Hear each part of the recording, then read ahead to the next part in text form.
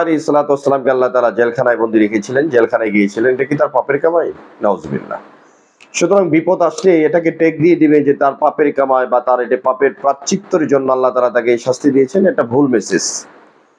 মানুষ একটা কোরআনের আয়াতের মধ্যে আল্লাহ রাব্বুল আলামিন বলেছেন, যাহারাল ফাসাদু বিল বাররি ওয়াল বাহরি বিমা কাসাবাত আইদিন নাস লিইয়ুযীকাহুম বা'দাল্লাযী আমিলু লাআল্লাহুম ইয়ারজিউন।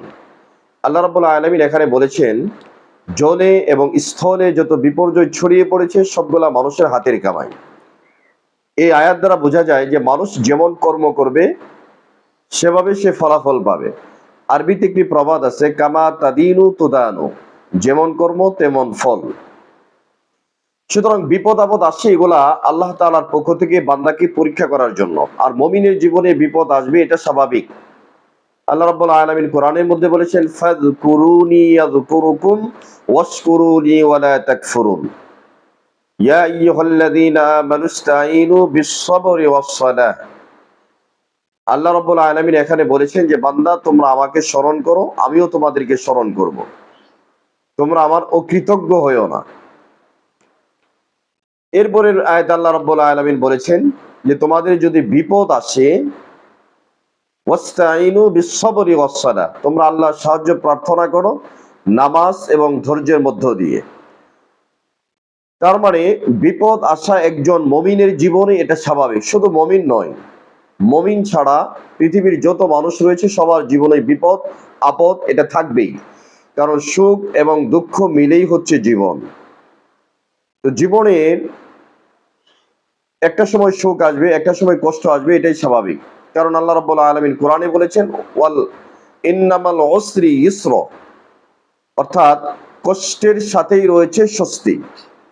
সুতরাং কষ্ট যদি না থাকে তাহলে জীবনের কোনো স্বস্তি নেই, আবার স্বস্তি আছে কষ্ট নেই, এটাও জীবন নয়। তাহলে এখন আমাদের কমন প্রশ্ন থেকে গেল যে বিপদ আসে কি জন্য? বিপদ আসার কারণ হচ্ছে যে আল্লাহর দিকে যেন মানুষ ফিরে যায়। কারণ মানুষের যখন বিপদ আসে, অনেক সময় এই বিপদটা আসে তাকে অ্যালার্ট করার জন্য, তাকে সতর্ক করার জন্য, আবার অনেক সময় বিপদ আসে তাকে পরীক্ষা করার জন্য। এখন আমার ওপর যে মুসিবত আসছে সেটা কি আসলে আল্লাহর গজব নাকি আল্লাহর রহমত, সেটা বুঝবো কিভাবে? আসলে অ্যাকচুয়ালি নবী করিম সাল্লাল্লাহু আলাইহি ওয়াসাল্লাম এই বিষয়ে তেমন কোনো মেসেজ দেন নাই। কারণ কোনটা রহমত কোনটা গজব, তবে উলামায়ে কেরাম মুহাদ্দিসিনে কেরাম এটার ব্যাখ্যায় যে কথাগুলো বলেছেন যে অনেক সময় বিপদ আসার পরে যদি মনটা আল্লাহর দিকে ধাবিত হয় তাহলে বোঝা যাবে এটা আল্লাহর পক্ষ থেকে রহমত। আর যদি বিপদ আসার পরেও, এটা হলো স্কলারশিপগণের বক্তব্য, যে বিপদ আসার পরেও যদি মন আল্লাহর দিকে ধাবিত না হয় বরং সব পাপাচারের দিকে, অন্যায়ের প্রতি তার মন আরো বেশি আগের তুলনায় আকৃষ্ট হয়, তো সেক্ষেত্রে বোঝা যাবে এই বিপদটা মূলত এসেছে তার গুনাহের কারণে। এটা হচ্ছে উলামায়ে কেরামের বক্তব্য, মুহাদ্দিসিনে কেরামের বক্তব্য, স্কলারশিপগুলোর বক্তব্য। সুতরাং কাউকে যদি মুসিবতে দেখেন, আপনি এটা বলে ক্রিটিসাইজ মূলক কথা বলিয়েন না যে আল্লাহ তোমার পাপের শাস্তি দিচ্ছে। কারণ পাপের শাস্তি কখন কাকে আল্লাহ কিভাবে দিবেন এটা আল্লাহ তাআলার পার্সোনাল বিষয়। কাউকে এই কথা বলে দেওয়া হয় নাই যে একজনের ক্যান্সারে আনফরচুনেটলি সে ক্যান্সারে আক্রান্ত হয়ে পড়েছে, আপনি একটা টেক লাগিয়ে দিলেন যে তোমার ক্যান্সার হওয়ার একমাত্র কারণ তুমি অমুকের হক মেরে খেয়েছিলা বা অমুকের সাথে অন্যায় আচরণ করেছিলা, এই জন্য তোমার ক্যান্সার হয়েছে। এগুলো ভুল থিওরি, এগুলো ভুল মেসেজ। ইসলাম আমাদেরকে এটা শিক্ষা দেয় না। ইসলাম শিক্ষা দেয় একজন মানুষ যখন অসুস্থ হয় তার পাশে দাঁড়ানো, তার সেবা করা, তার খোঁজ খবর নেওয়া, তার পারিবারিক ব্যাকগ্রাউন্ড সম্পর্কে জানা, তার বাচ্চা কাচ্চা যারা আছে তাদের পড়াশোনার দায়িত্ব গ্রহণ করা।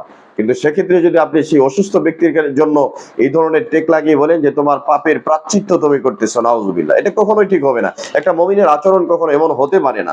সুতরাং আমাদের চারপাশে যারা অসুস্থ হয়ে পড়ে বা আমরা নিজেরাও যখন বিপদগ্রস্ত হয়ে পড়ি, আমাদেরকেও বিভিন্ন জনে এই ধরনের টেক ব্যবহার করে, এটা আসলে আদৌ ঠিক নয়। বরং বিপদ আসলে আল্লাহ রাব্বুল আলামিন যে আমাদেরকে যে শিক্ষা দিয়েছেন যে ওয়াস্তাঈনু বিস-সাবরি ওয়াস-সালাহ, যে নামাজ এবং ধৈর্যের মাধ্যমে তোমরা বিপদটাকে কাটিয়ে ওঠাও। আল্লাহ রাব্বুল আলামিন আমাদেরকে এই শিক্ষায় দিয়েছেন। বিপদ আসলে পরে নামাজের জন্য, নামাজে দাঁড়ানোর জন্য বলেছেন। কারণ নামাজ পৃথিবীর সব সমস্যার সমাধান করতে পারে একমাত্র নামাজ। সুতরাং নামাজ ছাড়া আমাদের কোনো বিকল্প নেই। নামাজের মাধ্যমে আমরা আমাদের সমস্যাগুলোকে সলভ করতে পারি, সমাধান করতে পারি। এই জন্য বিপদ আসবে, বিপদ দেখে যারা ভয় পায় বিপদ তাদের কাছেও আসবে। বিপদ দেখে যারা ভয় না পায়, বিপদ তাদের কাছেও আসবে। সুতরাং আপনার ললাটে, আপনার ভাগ্যে যদি লেখা থাকে কোনো দুর্ঘটনা, সেটা আসবেই, সেটাকে ফেরানোর কোনো সক্ষমতা নেই। সুতরাং জীবনটাকে স্বাভাবিক করার জন্য, লাইফটাকে সিম্পল করার জন্য, জীবনের বিষয়গুলোকে নর্মালাইজড করার জন্য সবচেয়ে উত্তম মাধ্যম হচ্ছে যে ফাইসালা আসমান থেকে হয়, ফাইসালা জমিন থেকে হয় না। সুতরাং আল্লাহ তাআলা আমার জন্য যেটা ভালো মনে করেছেন সেটাই হবে, এর বাইরে কোনো ব্যত্যয় হবে না। তবে নিজেকে চেষ্টা করতে হবে, নিজেকে ভালো থাকতে হবে, নিজেকে সতর্ক অবস্থায় রাখতে হবে, এটাই হচ্ছে মূল বিষয়। আল্লাহ রাব্বুল আলামিন আমাদের এই কথাগুলোর উপর আমল করার তৌফিক দান করেন, বিপদে ধৈর্য ধারণ করার তৌফিক দান করেন, এবং নামাজ এবং সালাতের মধ্য দিয়ে আল্লাহকে স্মরণ করার তৌফিক দান করেন। এই আশাবাদ ব্যক্ত করে আজকের সংক্ষিপ্ত আলোচনা শেষ করছি।